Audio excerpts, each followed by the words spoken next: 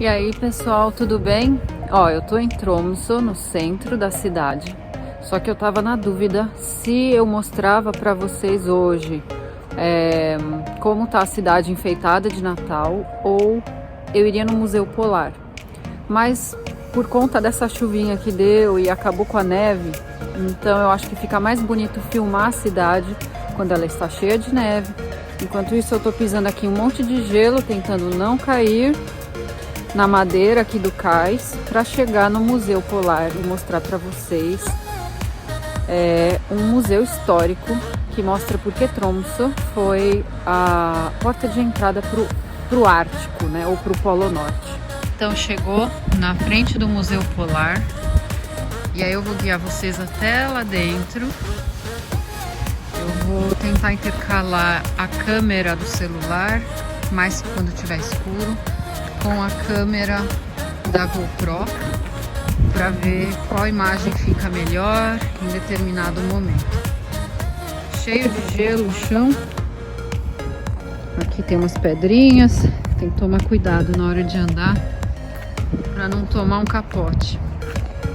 O interessante aqui da entrada é que a gente já começa com uma coisa que não dá para ver agora, mas porque tá escuro, mas aqui na frente a gente tem uns canhões de caça à baleia.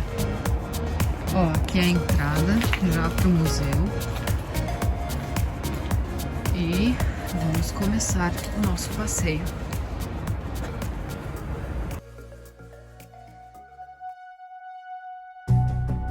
A vida no Ártico não era para qualquer um nos tempos remotos. A escassez de recursos fazia com que o homem chegasse no limite de sua sobrevivência, extraindo toda a fonte de energia possível, além de ter que se adaptar aos perigos que esse estilo de vida oferecia.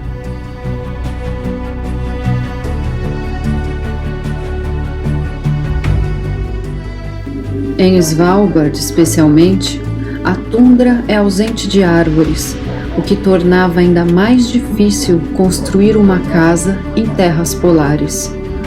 Muitos tinham que ter a sorte de encontrar troncos que chegavam com as marés, quando as madeireiras russas deixavam escapar a madeira que era transportada pelos rios. Além disso, suportar a solidão nas noites polares nunca foi fácil, e o ser humano tentou se ocupar de tudo o que fosse possível para não se perder.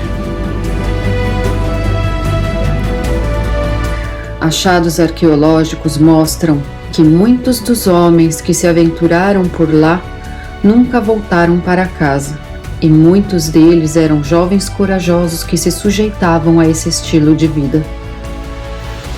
Este foi um rapaz que viveu no século XVII, no norte de Svalbard, e que faleceu aos seus 20 anos, provavelmente de escorbuto, e as articulações de seu corpo estavam comprometidas pelo trabalho pesado. Mas por que estavam lá e não no conforto de suas casas com suas famílias? Por que se arriscariam? O comércio de carne, de pele e gordura foi um dos mais importantes durante o século XIX no Ártico, e era esse um modo de levar para casa o seu sustento, além de manter suas vidas neste lugar remoto com alimento, vestes e energia, através do óleo extraído de focas e baleias.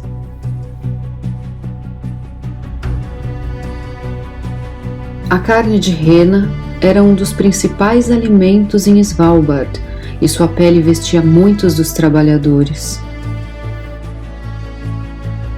A caça à raposa através de armadilhas de metal foram proibidas, pois muitas vezes o animal não morria na hora.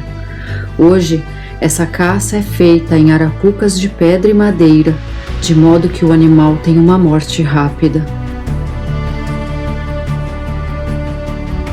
Os venenos também foram proibidos, pois causava enorme sofrimento. O caçador teria uma pele de qualidade para vender se não precisasse causar nenhum estrago a ela.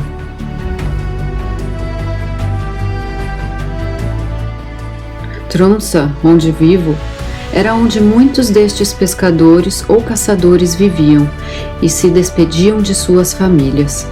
Durante as expedições de caça, uma pessoa ficava de vigia, procurando sinais de focas.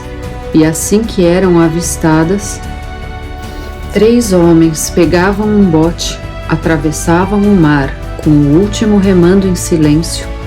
O da frente ia com um rifle, indicando o melhor caminho, e o do meio, com sua lança raca-pique, empurrava as placas de gelo para que fosse possível o bote passar em silêncio. E quando alcançavam as focas, o do meio saltava no gelo e com o seu raca-pique abatia o máximo de focas possíveis, geralmente fêmeas com suas crias.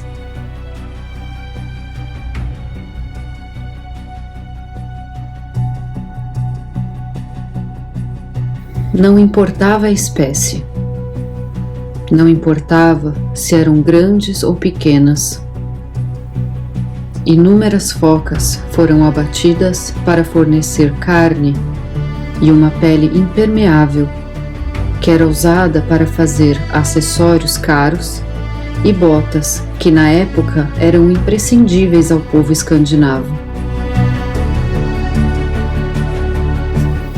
Até hoje, a bota de pele de foca é uma bota tradicionalmente usada pelo povo Sami e pode ser vista à venda em lojas de sapatos. Alguns desses homens conseguiram popularidade na caça. Henry Rude era um experiente caçador de ursos polares.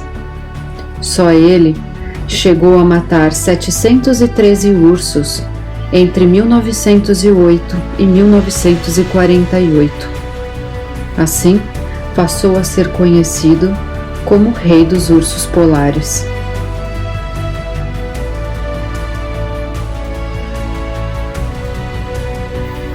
Estes eram alguns de seus pertences: seu casaco, anotações, seu rádio, e chegou até mesmo a receber do rei da Noruega uma medalha de honra ao mérito pelo seu trabalho no Ártico. Han var på det siden. Han ble jo tatt og havna bort i England i militær. Han i lag med alle fra Svalbard. Ja, de var jo tvunget, men der var det jo frykt. De ville ikke på grunn. Vane Woolstad foi a mulher mais conhecida por viver no Ártico como uma caçadora. Ela também foi reconhecida por isso, tendo publicado seu livro sobre suas experiências no Ártico. O método de caça ao urso polar era, como todos os outros, bastante covarde. O urso era atraído pelo cheiro da carne de foca e, quando pegava a carne, tracionava uma corda, acionando o gatilho de uma espingarda.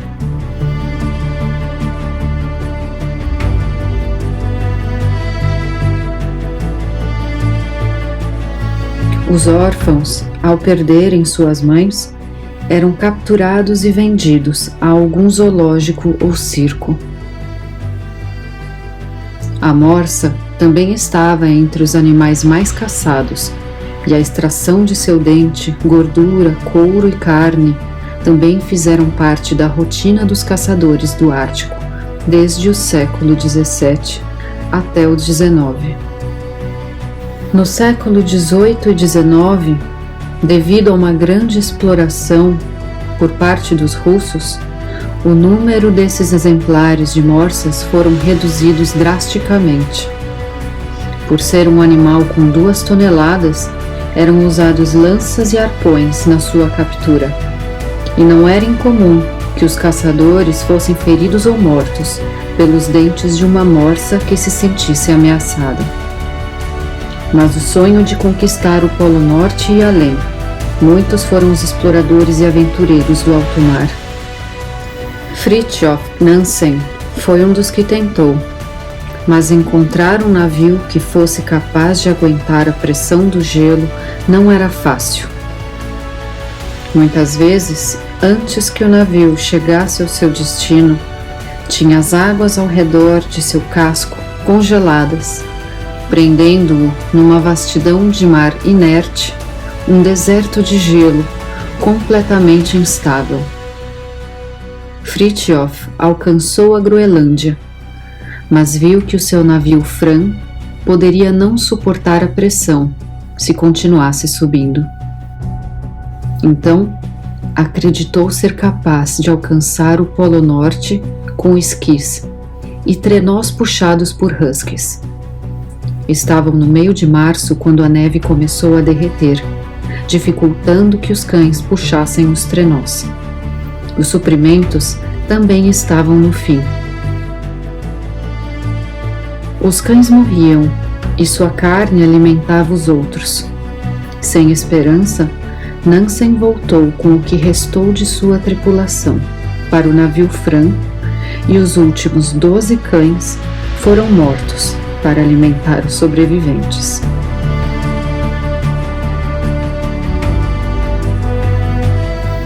Mas Roald Amundsen compartilhava também deste mesmo sonho, e foi na companhia do piloto italiano Umberto Nobile e do americano Lincoln Ellsworth, dono do dirigível Norga, que alcançaram a passagem noroeste, onde jogaram as bandeiras de seus países.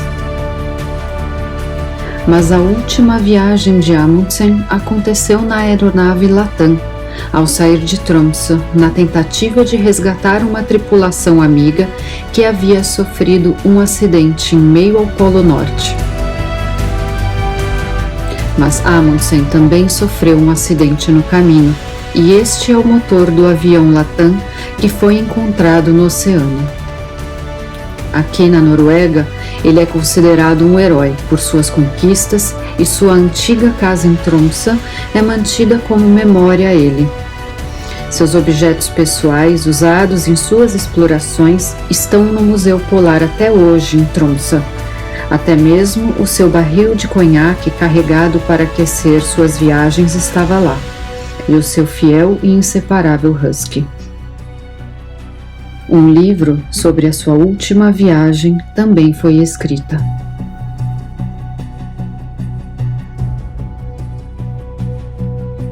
A luta pela sobrevivência e pelo poder sempre caminharam lado a lado. Mas uma linha que separa as duas fez e faz a espécie humana inúmeras vezes ignorar o que é a luta por necessidade do que é egoísmo e excessos, o que é comida do que é um troféu, o que é um indivíduo do que é matéria-prima, ou um enfeite de parede ou pescoço com um olhar vazio.